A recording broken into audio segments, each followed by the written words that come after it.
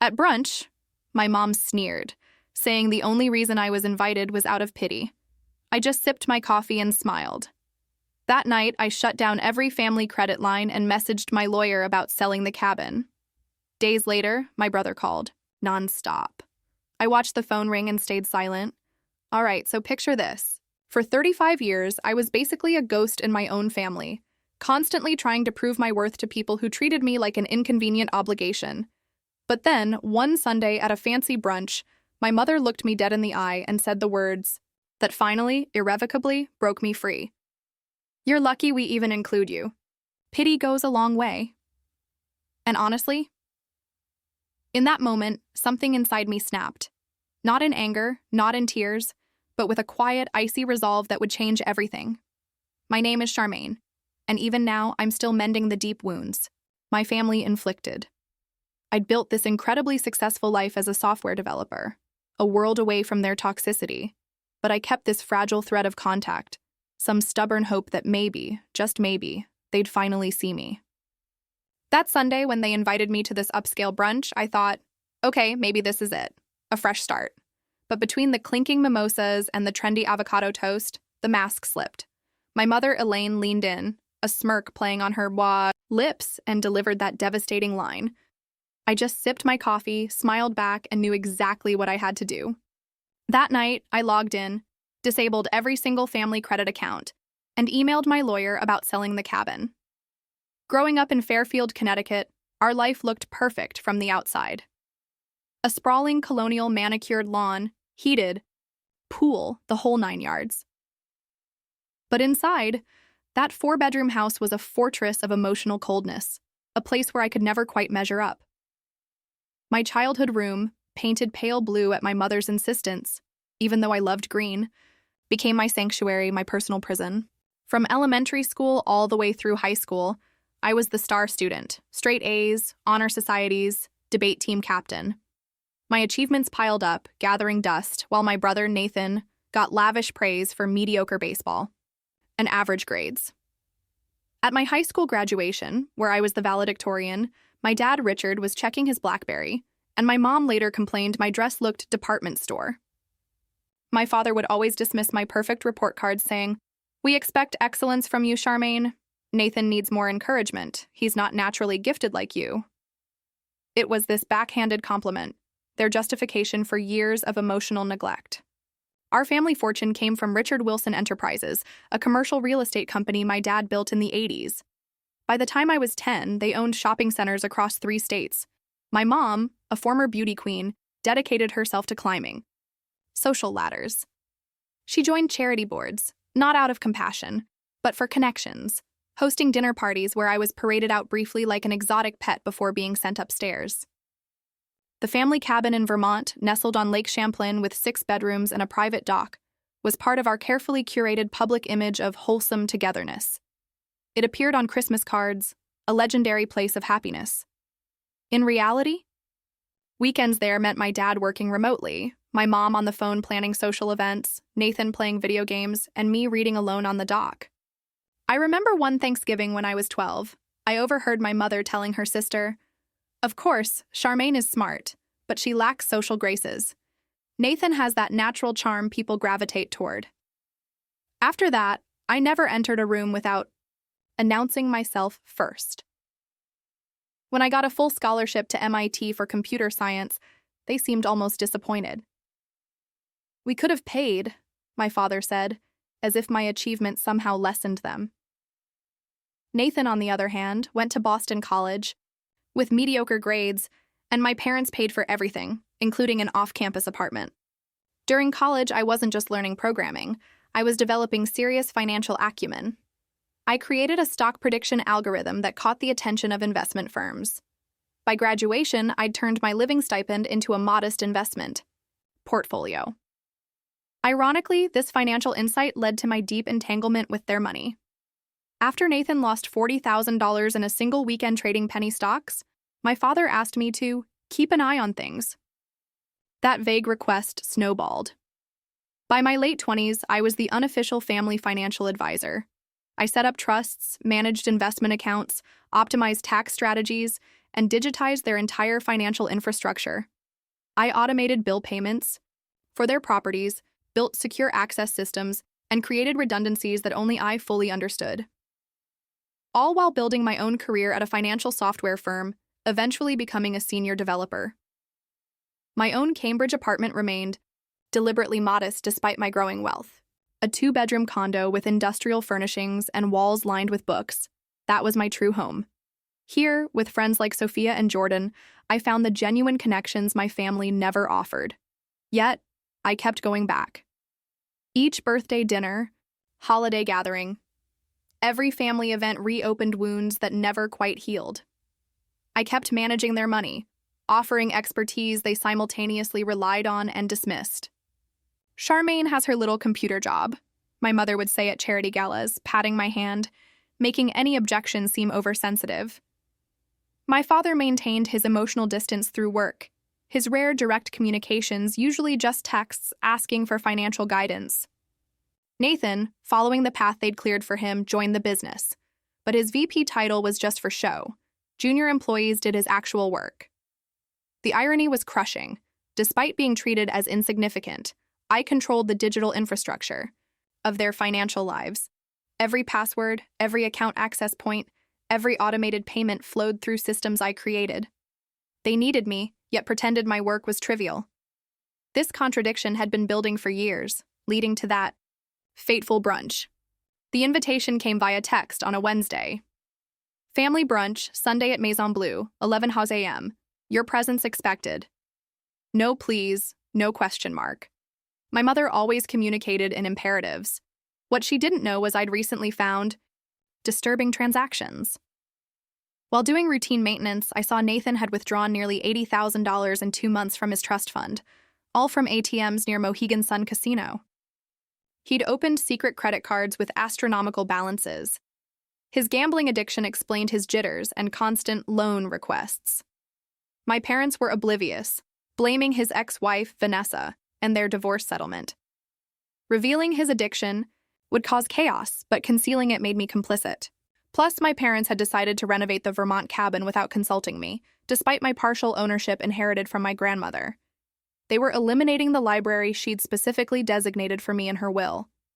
These tensions simmered, but I reluctantly agreed to brunch. Saturday night, I meticulously prepared. A charcoal gray sheath dress, conservative but expensive enough to withstand my mother's scrutiny. I rehearsed neutral topics, setting mental boundaries. Sunday arrived with spring sunshine that belied my internal storm. I drove my modest Audi to Maison Bleu, an overpriced French bistro chosen by my mother for its visibility. I arrived precisely on time to find them already seated. My father, distinguished in his suit. My mother, pearls and ivory linen, freshly highlighted. Nathan looked haggard, shadows under his eyes, a tremor in his hands as he constantly checked his phone. Charmaine, darling, 15 minutes early is on time, my mother greeted me. I was exactly on time, and that passive-aggressive jab set the tone. The waiter approached. Mimosas for the table, my father declared.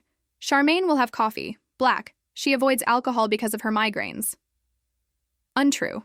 I avoided alcohol around them because I needed my wits about me. Actually, I'll have sparkling water with lemon and coffee, I corrected quietly. My mother sighed dramatically, always the difficult one around us. Other families around us were engaged in genuine conversation. A father helping his daughter cut pancakes, an elderly couple holding hands. These glimpses of authentic connection highlighted the performative nature of our gathering. How's the programming job? My father asked, glancing at his watch. Software development. I gently corrected. My team just launched a new financial security platform acquired by 3 major banks. How nice, my mother interrupted. Nathan just closed the Westfield development deal, $40 million. Nathan shifted uncomfortably. I knew from the company accounts that the Westfield deal had fallen through weeks ago. Another lie for appearances. Congratulations, I offered neutrally, watching him avoid eye contact. The conversation continued with my mother dominating, discussing mutual friends, country club gossip, and subtle digs at my perpetual single status. Jennifer Wilson just got engaged, her third marriage, and here you are still waiting for your first. Though with your particular personality, perhaps independence suits you better. The library my grandmother had legally designated for me was scheduled for demolition next week. I opened a secure document and outlined my options. As I cataloged the financial systems I controlled, the legal rights I possessed, and the leverage available to me, a plan formed with crystalline clarity. For once, the very qualities my family dismissed as difficult would serve me well. My attention to detail, my technical knowledge, my methodical approach. First, legal counsel. I contacted Jordan, my closest friend, a corporate attorney. I need a referral for someone specializing in family financial disputes and property rights. Vanessa Hargrove, Jordan replied without hesitation. She handled my sister's complex divorce. Brilliant, ethical, and absolutely fearless. He texted me her contact info. Next, I made a comprehensive list of all family accounts requiring immediate attention: 4 primary credit cards for my parents, 3 for Nathan, 2 joint checking accounts, the main family investment portfolio, property management for 5 properties, including the cabin, automated bill payment systems, tax prep accounts, trust fund management. For each, I noted my legal relationship, access level, and potential actions. As the designated administrator, I had the right to suspend access pending security reviews, a provision my father had approved years ago without reading the fine print. I reviewed my grandmother Elise's will. The library at the Lake Champlain property is bequeathed specifically to my granddaughter Charmaine Wilson for her lifetime use, to remain intact as a place of learning and reflection. The planned renovation directly violated this legally binding provision.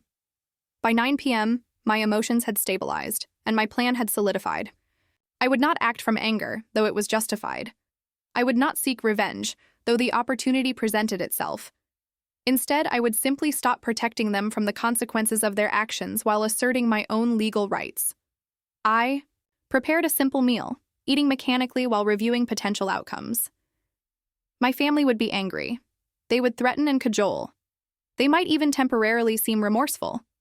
But decades of patterns predicted they would never genuinely acknowledge their behavior or truly change. After dinner, I called Vanessa Hargrove's office and left a detailed message. Then I wrote emails to my supervisor requesting 2 personal days and to my therapist asking for an emergency session. Self-care would be essential during this transition. At precisely 11 p.m., I began executing the first phase of my plan. I logged into the master financial dashboard. First, I disabled automatic payments on all family credit cards, leaving them active but removing the safety net that prevented late fees. Then I changed the security protocols on the investment accounts to require dual authentication, effectively freezing access until new protocols were established. For the family checking accounts, I left them operational but removed the overdraft protection I had established. Nathan's secret credit cards, obtained through his connection to family accounts, would be the first to feel the effect when his automatic payments failed. Finally, I composed an email to the family attorney regarding the Vermont cabin renovation.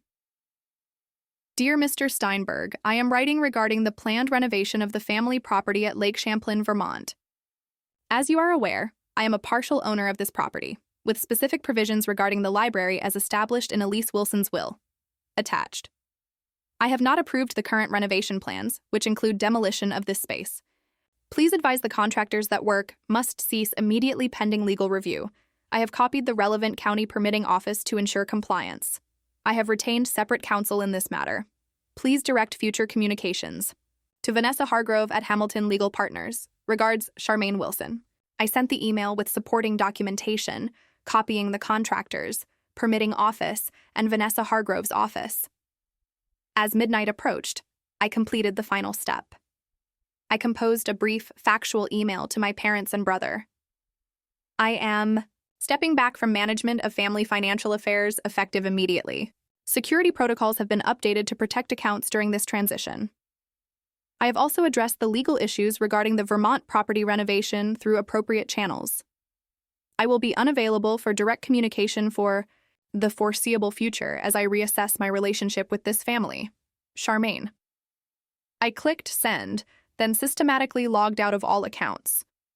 I turned off my phone, knowing the notifications would begin soon.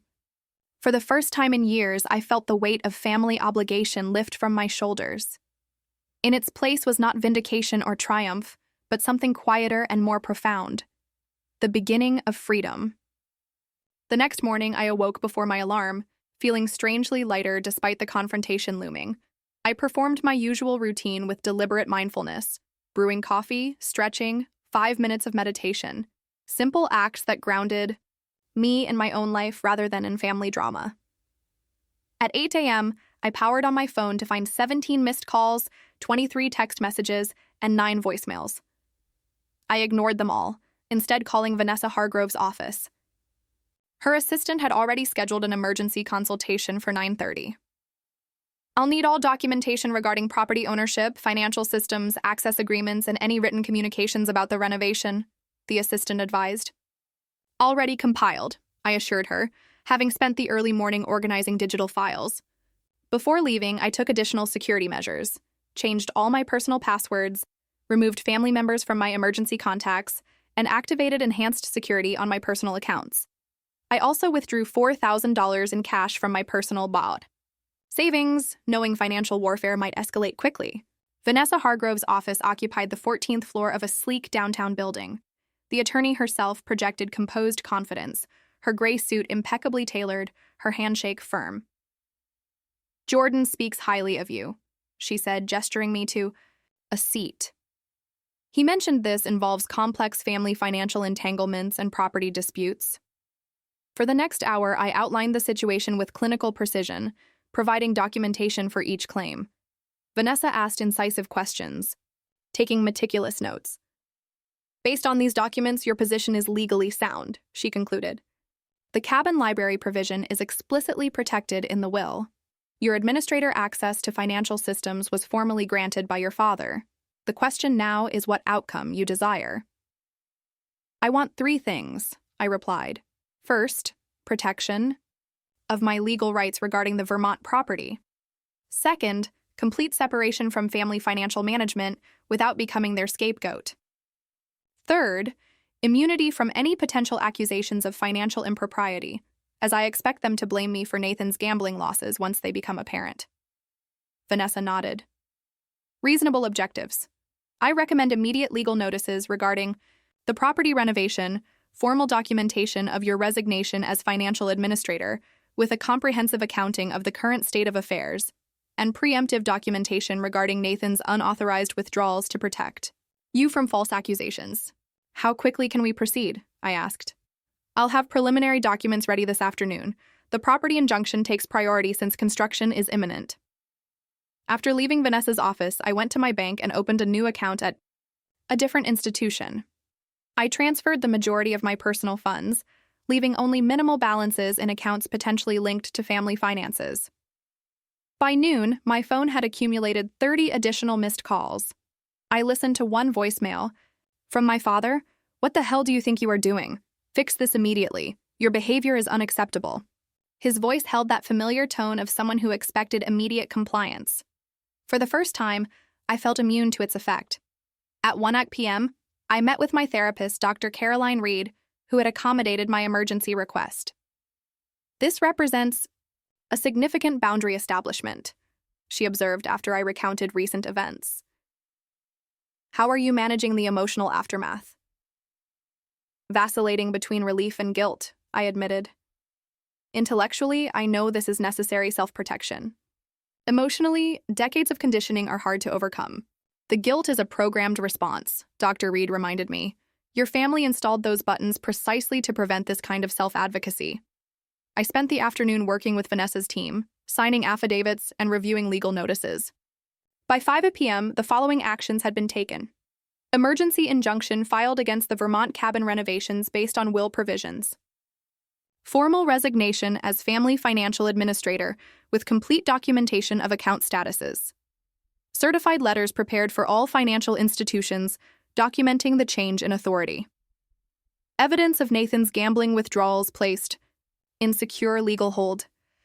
Security company contracted to change locks on my apartment and install enhanced surveillance. "What should I expect next?" I asked Vanessa as we concluded. Escalation, then negotiation, she replied. They will first attempt to intimidate you into reversing course. When that fails, they will offer concessions to regain control. Throughout, they will likely attempt to access accounts and bypass the security measures you implemented. Her prediction proved accurate. By evening, my brother had progressed from angry texts to thinly veiled threats. I noticed a young server watching our table with concerned eyes. She probably recognized the undercurrents. When she refilled my water, she offered a small, sympathetic smile. "We expect you at the cabin renovation reveal party next month," my mother suddenly announced. "We've invited everyone who matters." I wasn't aware renovations had been approved, I replied carefully. As a partial owner, I should have been consulted. My father waved dismissively. "Legal technicality. Your grandmother was sentimental. The renovations are necessary for modernization." "The library was specifically designated for me in her will," I pointed out. "That musty room with all those books nobody reads, it's becoming a media room. Nathan needs space for entertaining clients," my mother declared. "Besides, you hardly visit anyway." My chest tightened, but I held my composure. "I visit monthly to maintain the property and accounts." "Speaking of accounts," Nathan interjected nervously, "I might need some adjustments to my access levels for business purposes." He wanted higher withdrawal limits to fund his gambling. Before I could respond, our food arrived, pausing the conversation. I noticed my mother exchange glances with my father. Some unspoken communication passing between them. "Charmaine," my mother began after the server departed, her voice taking on that syrupy quality that always preceded her most cutting remarks. "We've been discussing your role in family matters." My father cleared his throat. "Your expertise has been valuable, but Nathan is taking a more active interest in the financial aspects of the business." Translation: They wanted to reduce my visibility to hide Nathan's problems. "I see," I replied, cutting my avocado toast into precise triangles. "That would require significant transitions. The systems are complex." "You always complicate things," my mother sighed. "Nathan has a financial advisor from Goldman Sachs now. A much more professional arrangement." I knew this was a lie. No professional would approve Nathan's behavior. The brunch continued, the tension mounting, leading inexorably to the moment that would finally break my long-suffering patience. The pivotal moment arrived as our plates were cleared. A family with young children was seated nearby, their genuine affection painfully apparent. My mother noticed my observation. "Some people are naturally suited for family life," she remarked, pointedly. "It requires a certain warmth and flexibility." I sipped my now lukewarm coffee, saying nothing. "We're meeting with the interior designer for the cabin renovations on Tuesday," my father announced, checking emails on his phone. "The contractor estimates completion by July." "I would prefer if my designated space remained intact," I said quietly but firmly. "Grandmother Elise specifically wanted me to have that library." Nathan snorted. "You and those books. We need space people will actually use." "I use it," I countered. "I work remotely from there when maintaining the family accounts." "About those accounts," my mother interjected. "We feel it would be best if you transferred everything to Nathan's new financial team. It's inappropriate for you to have such access to family matters when you are so removed from our daily lives." The insinuation was clear. After years of managing their affairs without compensation or appreciation, I was being pushed aside because I might discover Nathan's gambling problem or object to their renovation plans. "Is my involvement in family finances causing problems?" I asked directly. My father finally looked up from his phone. "We simply think clearer boundaries would benefit everyone. Your technical skills were useful during the digital transition, but professional management makes more sense now." "Professional management?" I repeated, through Nathan's connection. My brother shifted uncomfortably. "My guy is top tier, Harvard Business School." A blatant lie. I maintained my composure, though internally my thoughts raced. They wanted to remove my access because I knew too much, not because they had better options. "Well," I said carefully, Transferring the systems would require significant documentation. The security protocols are intricate. You always make everything so complicated. My mother sighed dramatically. This is exactly why family gatherings are so tense. Your constant need to assert control. I don't need to assert control. I replied. I designed the systems you all rely on. Transitioning requires proper procedures. My mother placed her napkin on the table and delivered the line that would change everything. Leaning forward with that smirk, she said, "You know, Charmaine, you are lucky we even include you in family matters at all. Pity goes a long way. Most people would have given up trying to integrate someone so difficult." The restaurant seemed to fall silent around us, though the ambient noise continued. My father continued scrolling on his phone, tacitly approving her statement through his silence. Nathan gave an uncomfortable laugh, glancing around. In that moment, memories cascaded. My 8th birthday, forgotten friends, high school graduation, my achievements minimized. College move-in, dropped off early for Nathan's baseball game. Year after year of subtle and overt messages that I was an obligation, not a beloved family member. Externally, I remained calm. I slowly placed my coffee cup on its saucer, feeling the cool ceramic. I straightened my napkin precisely. When I finally looked up, I smiled. "Thank you for your honesty, Mother," I said, my voice steady despite the earthquake happening within me. She seemed momentarily disoriented by my calm response. She'd expected tears or anger. My composed acknowledgement left her without a follow-up script. "Well," she finally said, "I'm simply being truthful. Family harmony requires accepting one's place." "Indeed, it does," I agreed, maintaining eye contact until she looked away first. The rest of brunch was tense small talk. My father discussed stock market trends, oblivious to the irony that his knowledge came from reports I had prepared. Nathan checked his phone repeatedly, likely monitoring betting odds. My mother found flaws in everyone else's attire. I observed them as if from a great distance. The family dynamics were so clear now, father avoiding emotional engagement through work, mother weaponizing social expectations to control, Nathan coddled into entitlement, and me, the competent one, simultaneously, relied upon and diminished. The couple at the next table paid their bill, the husband helping his wife with her coat in a gesture of genuine care. The contrast with my own family was stark and painful.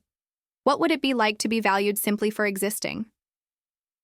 When the check arrived, my father handed over his platinum card, connected to accounts I had established.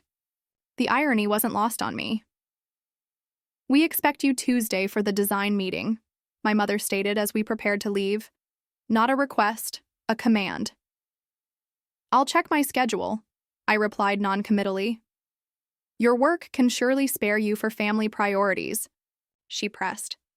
I smiled again, the decision crystallizing within me. Family priorities? Yes, those are important to consider. We exited the restaurant, maintaining the appearance of a unified family. My father immediately took a business call. My mother air-kissed my cheek without making contact. Nathan asked if he could borrow $5,000 until Friday, confirming my suspicions about his debts. "I'll see what I can do," I replied, knowing already what my answer would be. As I walked to my car alone, the spring sunshine felt different. The weight I'd carried for decades pressed down unbearably, but beneath it, a small seed of resolve had taken root. My mother's cruel words echoed, but now they felt like permission rather than punishment. If pity was the only reason for my inclusion, then perhaps it was time to remove myself from the equation entirely.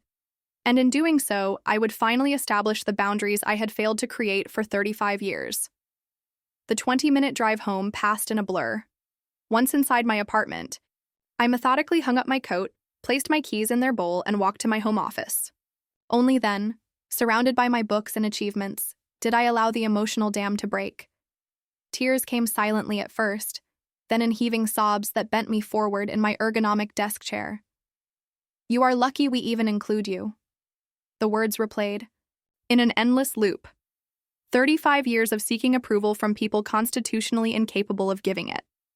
Decades of managing their financial affairs while being treated as an inconvenient obligation. After 15 minutes of raw emotional release, I straightened up, wiped my face, and opened my laptop. Grief would have its time, but first, I needed information and a plan. I logged into the family financial dashboard I had created. The interface showed their entire financial empire, all accessible through authentication protocols I had designed. My father had insisted on convenience, resulting in a system where one administrator could control everything through master access. That administrator was me. I began systematically documenting everything: account numbers, credentials, transaction histories, property deeds, investment portfolios, credit lines, insurance policies, trust fund structures, tax filings. I created secure offline backups, knowing evidence might be necessary. The picture that emerged confirmed what I already knew but had ignored. Nathan had withdrawn over $200,000 in the past year, most in cash transactions near casinos. My parents had spent nearly $1 million on luxury expenses while complaining about charitable donations I had automated. The Vermont cabin renovations had been contracted for $800,000 without proper permits or notification to me as partial owner. You have no idea what you are doing to this family. Dad is considering legal action. Fix this now before you can't undo the damage. I didn't respond, instead focusing on my own security. I contacted my workplace security team, advising them not to allow family members access. I informed my apartment building management about potential unwanted visitors. I even called local police on their non-emergency line to document the situation. That night, I performed a small ritual of reclamation. I deleted the family calendar from my phone, removing birthdays and anniversaries that had dictated my schedule. I unsubscribed from my mother's country club newsletter. I removed family photos from my living room, replacing them with art I'd always wanted to display but had hidden to avoid their criticism. Each small act reinforced my resolve. This wasn't merely financial disentanglement, but emotional emancipation.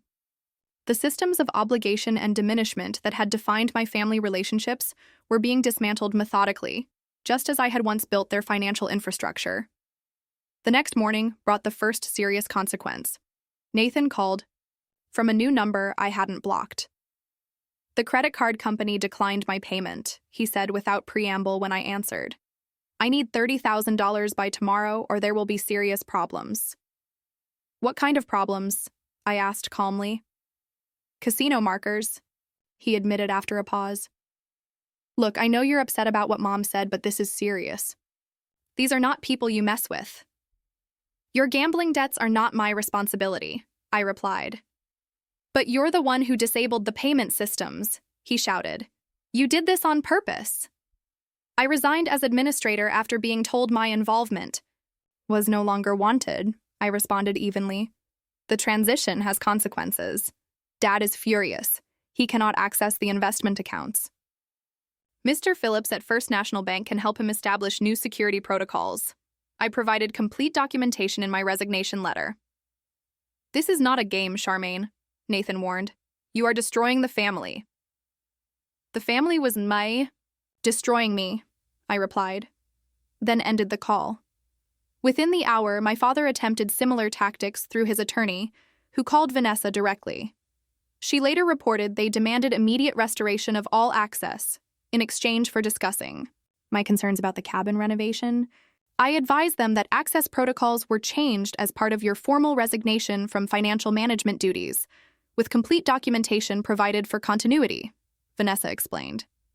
Regarding the cabin, I informed them that construction must cease immediately, pursuant to the injunction which has already been served to the contractors. By the third day, the initial shock tactics gave way to the predicted negotiation phase. My mother sent a very uncharacteristic apology email. Perhaps my words at brunch were hasty. Family disagreements are normal, but should be resolved within the family. Please call so we can discuss restoring the accounts and moving forward together. I forwarded it to Dr. Reed, who responded, classic minimization and attempt to re-establish control. Notice how the apology is vague, includes no specific acknowledgement of harm, and immediately pivots to demands. I didn't respond to my mother's message or to subsequent contact attempts from any family member. Instead, I focused on rebuilding my life without the constant drain of their needs and expectations. Each day without managing their finances or absorbing their criticism felt like recovering from a long illness, strength returning gradually but steadily. The first month after what I now called the brunch incident passed in a blur of legal proceedings, financial disentanglements, and personal recalibration. My family cycled through predictable stages: anger, threats, bargaining, and finally strategic reconciliation attempts. Nathan was hit hardest by the immediate consequences. Without access to family funds, his gambling debts came due with no safety net. According to mutual acquaintances, he was forced to sell his luxury condo and move into a modest apartment. His Mercedes was repossessed.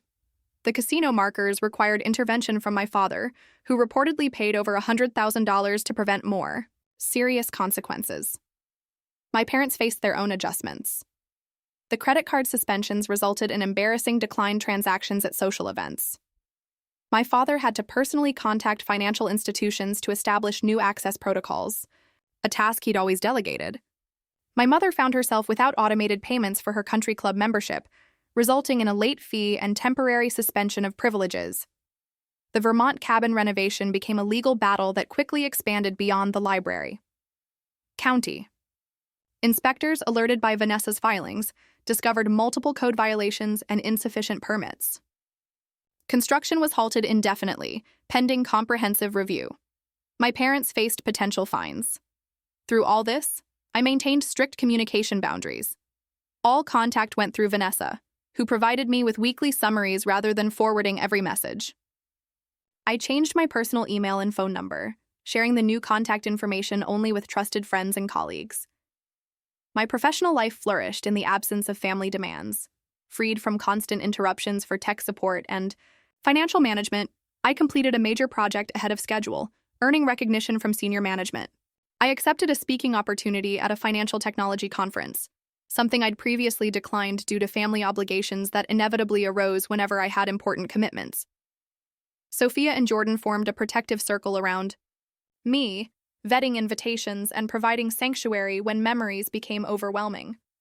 Other friends I had neglected while prioritizing family needs reconnected, surprised and pleased by my newfound availability. "You seem different, my friend," Alexis commented during a dinner 6 weeks after the brunch. "More present somehow." "I'm learning to exist without constant vigilance," I explained, without anticipating criticism or demands. Around the 2-month mark, my brother escalated his attempts to reach me. He appeared at my workplace, but security had been briefed and denied him entry. He left handwritten notes at my old apartment, which the property manager forwarded to me. The messages grew increasingly desperate as his financial situation deteriorated. "Please help me. I know I have a problem. I need your expertise to fix this mess," one note read. For the first time, he acknowledged his gambling addiction, though primarily as leverage to regain my assistance. My parents adopted different strategies. My father attempted to use business connections to pressure me, having colleagues casually mention family concerns during professional interactions. My mother spread strategic misinformation among her social circle, portraying herself as the worried parent of a daughter having a breakdown. "We're giving her space during this difficult time," she told mutual acquaintances, recasting my boundary enforcement as mental instability. 3 months after the brunch, I received an unexpected communication. The Vermont town clerk contacted me directly about the cabin property. "We have received inquiries about selling the property," she explained. "As a co-registered owner, your signature would be required. I wanted to confirm you were aware of these discussions." This was the first I had heard of selling the cabin.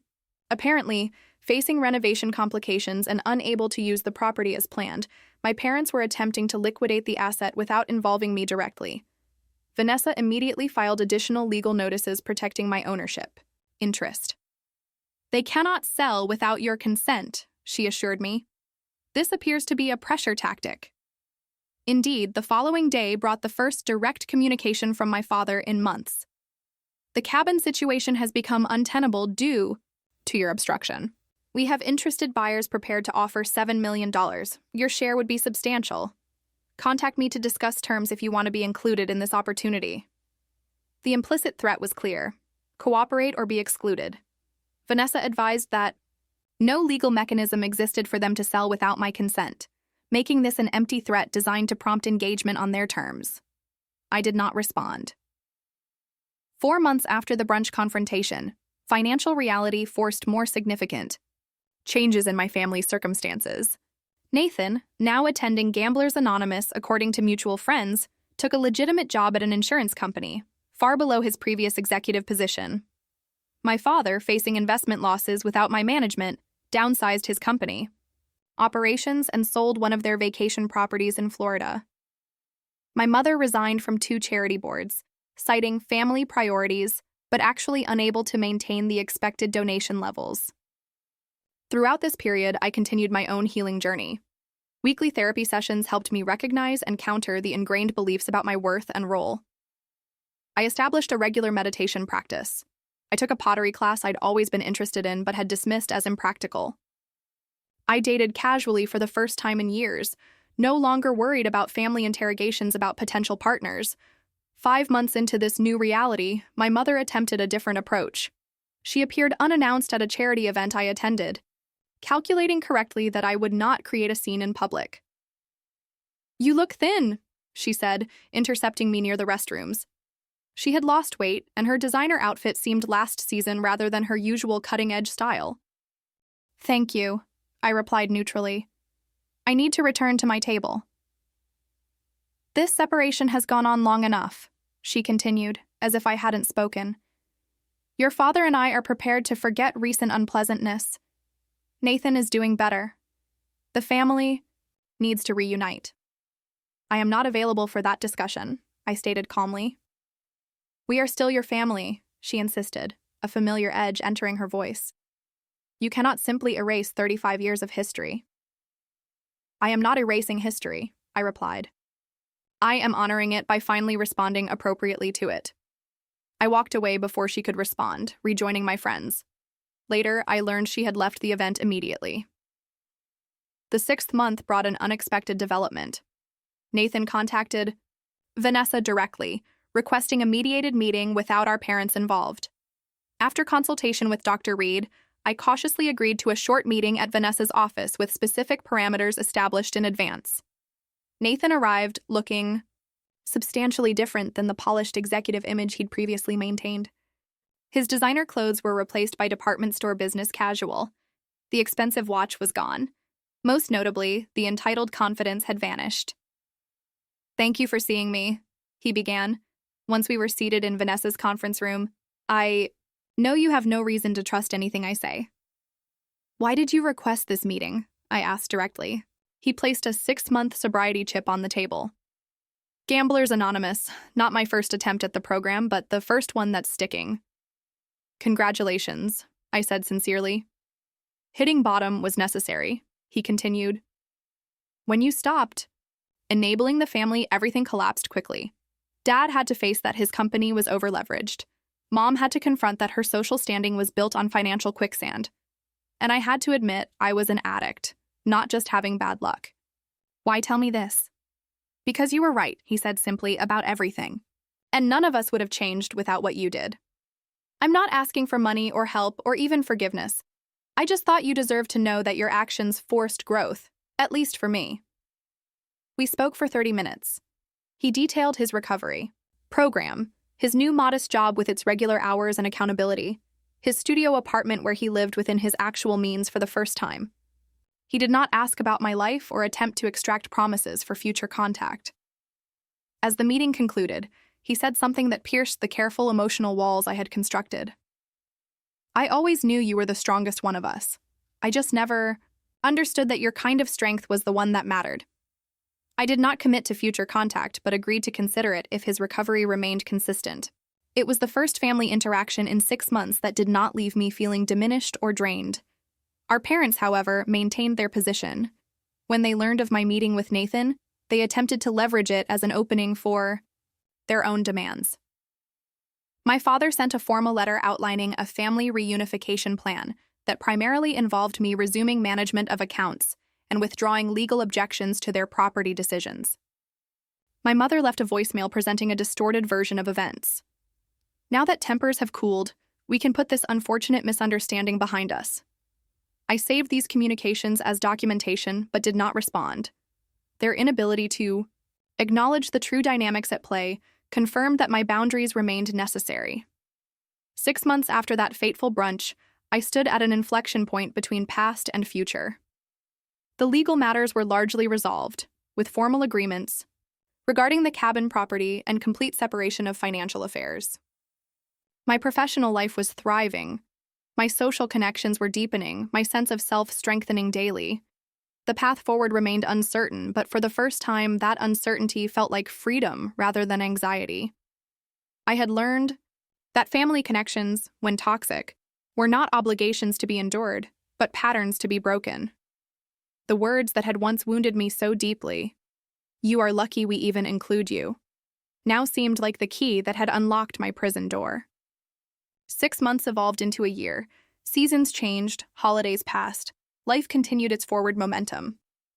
I celebrated my 36th birthday with friends at a beachside restaurant without the traditional awkward family dinner where my preferences were always overlooked. Instead, Sophia arranged my favorite seafood menu. Jordan brought a cake in my actual favorite flavor. And a dozen other genuine connections celebrated not who they expected me to be, but who I actually was. My therapy sessions with Dr. Reed transitioned from crisis management to deeper healing work. We explored the foundations of my self-worth, the lingering effects of family conditioning, and the careful construction of a life guided by personal values rather than external validation. Healing is not linear, Dr. Reed reminded me. There will be days when old patterns feel overwhelming, when the guilt resurfaces, when the longing for family approval returns. Those moments do not represent failure. The professional growth that began with freed attention and energy continued to flourish.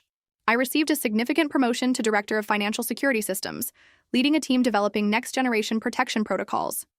The irony that my family had dismissed these very skills while depending on them was not lost on me. Around the 14-month mark after the brunch incident, I encountered my father unexpectedly. A financial technology conference in Boston brought industry leaders together, including his company, which was presenting on commercial real estate innovation. We came face to face in the exhibition hall, both momentarily frozen in surprise. He had aged visibly. The confident bearing remained, but new lines mapped his face, and his formerly perfect silver hair showed signs of neglect. We regarded each other silently until social convention forced acknowledgement. "Charmaine," he said with a nod. "Richard," I replied, using his first name deliberately rather than Dad. "You're presenting tomorrow," he noted, glancing at my speaker badge. "Yes. Panel on financial security infrastructure." An awkward silence stretched between us, decades of unspoken truths creating an unbridgeable chasm. "Your brother is doing better," he finally offered. 1 year sober next month." "I know," I replied. "We speak occasionally." This clearly surprised him. Nathan had kept our cautious reconciliation private, maintaining his own boundaries with our parents as part of his recovery. "Your mother would like to hear from you," he said, his tone carrying the familiar expectation of compliance. "That would require acknowledgement of past patterns and commitment to different behavior," I replied evenly. He stiffened slightly. "Families disagree, Charmaine. Holding grudges serves no purpose. This is not about grudges. This is about patterns of interaction that are harmful." "We provided everything for you," he began, the defensive justification rising automatically. "Material provisions without emotional connection or respect," I countered. "But this is neither the time nor place for that discussion." Another industry colleague approached, greeting me warmly and creating a natural conclusion to our uncomfortable exchange. My father nodded curtly and moved away, his posture communicating the familiar dismissal I had experienced throughout childhood. Yet, something had fundamentally changed. His disapproval no longer triggered anxiety or inadequacy. I observed it, with the clinical detachment of recognizing an ineffective pattern rather than an authoritative judgment. The Vermont cabin situation resolved through legal channels. Eventually, unable to renovate as planned due to permit issues and my protected interest in the library, my parents ultimately proposed a buyout of my ownership share. After careful consideration and consultation with Vanessa, I agreed to fair market terms that recognized both my inheritance rights and the property's appreciated value. I used part of the proceeds to purchase a small waterfront cottage on a quiet lake in New Hampshire. The property featured a wall of windows overlooking the water and ample built-in bookshelves throughout. It became my weekend sanctuary, the place where I could hear myself think without the echoes of family criticism. My relationship with Nathan evolved gradually through carefully bounded interaction. Our monthly coffee meetings provided space for authentic connection without the distorting presence of our parents. He maintained his sobriety, worked his program faithfully, and slowly rebuilt his life on a foundation of accountability rather than entitlement. "I dream about gambling almost every night," he confessed during one meeting. "My therapist says that's normal, that the neural pathways take years to reform." "What helps when the urges come?" I asked. "Remembering the consequences, not just financial, but who I became when I was using. The lies, the manipulation, the person I don't want to be again." This level of self-awareness represented profound change. While our relationship would never be uncomplicated, it contained growing elements of mutual respect previously absent. My mother proved less capable of evolution. After my encounter with my father at the conference, she launched a campaign of indirect communication through mutual acquaintances, social media overtures, and carefully orchestrated public encounters. Each attempt carried the same underlying message: return to the established patterns without acknowledgement of their harm. I maintained consistent boundaries without malice. When we inevitably encountered each other at a mutual friend's wedding, 18 months after the brunch, I remained cordial but distant. She approached during the reception, champagne flute in hand as armor. "You look thin," she observed, the familiar criticism packaged as concern. "Are you eating properly?" "I am well, thank you," I replied, neither accepting nor challenging the implicit judgment. "This arrangement has gone on long enough," she declared, lowering her voice. "People are talking. It reflects poorly on the family." The reference to appearances rather than relationship confirmed nothing fundamental had changed. "I am not estranged," I corrected calmly. "I am establishing healthy interaction patterns." "By cutting off your own mother?" Her voice carried the wounded tone she had perfected over decades. "By requiring mutual respect as a condition of close relationship," I clarified. She shook her head slightly, unable to process a paradigm where her behavior, not my reaction to it, created the current reality. "You always were difficult," she sighed, falling back on the familiar narrative. "No," I said with newfound clarity. "I was always clear about my needs and boundaries.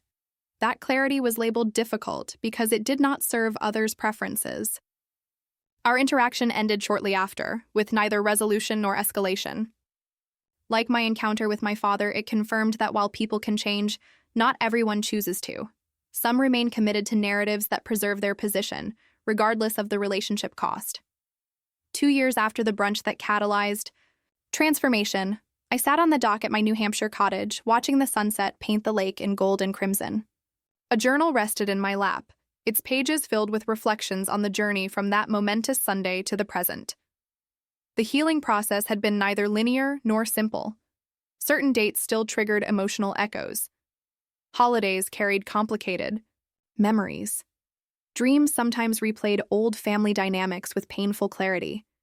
Yet the overwhelming trajectory pointed toward wholeness rather than fragmentation, growth rather than stagnation.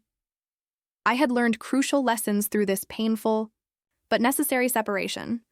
True family is defined by mutual respect and care, not biological connection or obligation. The chosen family I had built around me demonstrated this daily through authentic interaction. Boundaries are not punishments, but essential elements of healthy relationships. By establishing and maintaining clear expectations about treatment, I had created space for genuine connection where possible and protection where necessary. Financial entanglement often masks emotional manipulation. The appearance of generosity through material provision, while withholding emotional support, creates toxic dependency. True independence requires both material and emotional autonomy. Healing begins with acknowledging reality, rather than preserving comfortable illusions. By naming the dynamic accurately, "You are lucky we even include you," I had been able to respond appropriately rather than continuing patterns of diminishment. Most importantly, I had learned that self-worth cannot be externally validated. The approval I had sought for decades could never have fulfilled its promise because it was conditional on my utility rather than my inherent value. True security came from within, from living authentically aligned with personal values rather than external expectations. As darkness settled over the lake, I closed my journal and watched stars emerge in the clear northern sky. The future remained unwritten. Perhaps continued healing would eventually allow new forms of family relationship based on mutual respect rather than historical patterns. Perhaps some connections would remain necessarily distant for emotional health. Either outcome represented success rather than failure, because both honored authentic needs rather than obligatory roles. The journey from that brunch table to this peaceful evening had been arduous but necessary. The words that once wounded me now seemed like the catalyst for liberation, the moment when denial could no longer sustain itself against obvious truth. In acknowledging that I was included out of pity, my mother had inadvertently released me from seeking inclusion on such harmful terms. Have you ever had to set boundaries with someone you loved, even when it was painful? Have you found your own voice after years of being diminished? Thank you for listening. Take care. Good luck.